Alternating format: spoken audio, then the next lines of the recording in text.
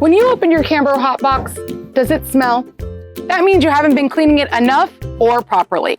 The good news is it's very easy to clean your Cambro hot box. First, if your carrier has a lid, vent cap, or gasket, remove each part and clean thoroughly. For the gasket, place it in a container or sink with hot soapy water. Wipe it off with a soft cloth, rinse with hot water, and dry with another soft, dry cloth. If possible, remove doors and clean around hinges or pins.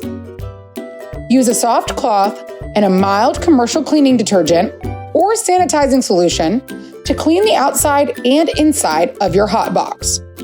Pay special attention to handles, latches, and hinges. Do not use any ammonia, bleach cleaners, or abrasive pads or brushes.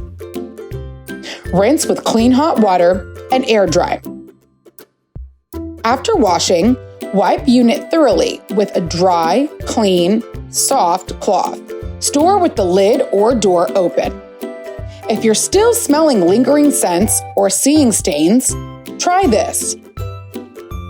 Dilute 1 part of vinegar to 4 parts hot water.